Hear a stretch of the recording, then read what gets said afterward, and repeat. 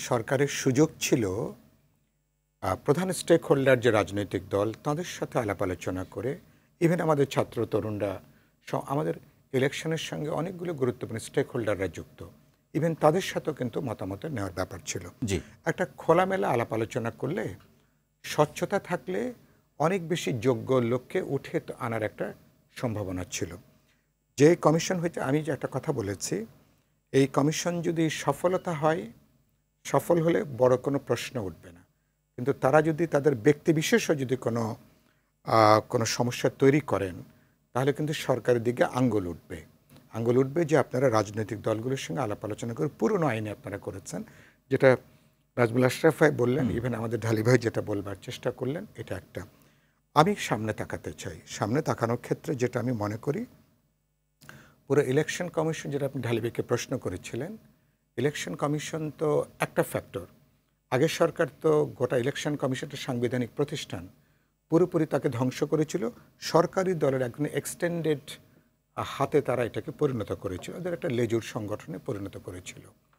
এখন এটা তাহলে ইলেকশন কমিশন একটা পক্ষ, সরকার একটা পক্ষ, রাজনৈতিক দল এবং ভোটাররা চূড়ান্তভাবে তারাই হচ্ছেন গুরুত্বপূর্ণ এটার যে স্টেক হোল্ডার।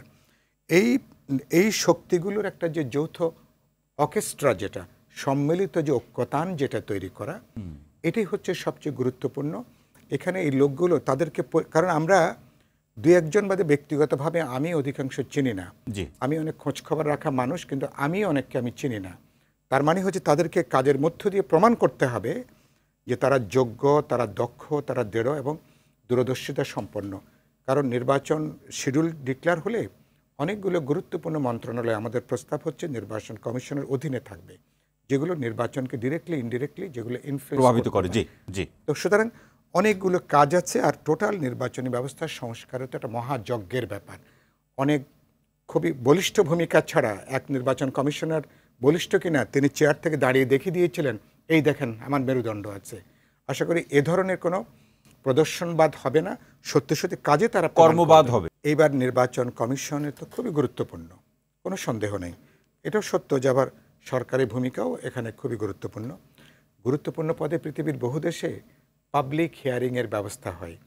মার্কিন দেশে সিনেটে হিয়ারিং হয়, কংগ্রেসে, এমনকি বাংলাদেশে মার্কিনী রাষ্ট্রদূত কে হবে সেটার জন্য অনেকগুলো ধাপে হিয়ারিং করে আসতে হয় পৃথিবীর বহু দেশে। তার মানে বাংলাদেশে তো এমন একটা গুরুত্বপূর্ণ সময় নির্বাচন কমিশন গুরুত্বপূর্ণ যখন দায়িত্বে আসছেন, তার মানে এটা যদি পাবলিক হিয়ারিং থাকে, আপনি যেটা বললেন, দেন আমার মতন মানুষ, আমরা যারা তিনজন বসে আছি, আমরা জানি না তাদের ঠিকুজি কি, তাদের ব্যাকগ্রাউন্ডটা কি, তাহলে বোঝেন।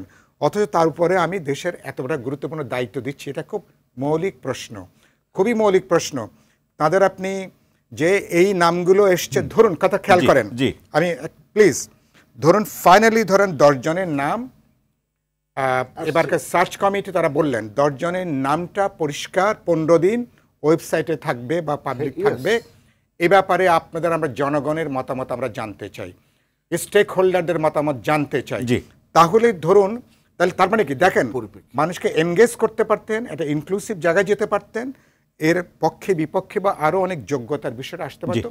এই সিস্টেমটা ভবিষ্যতে চালু করতে হবে, না হলে এই ধরনের চাপিয়ে দেওয়া কিন্তু কমিশনগুলোই বা আমাদেরকে কিন্তু তারপরে দায়ী নিয়ে হাঁটতে হবে।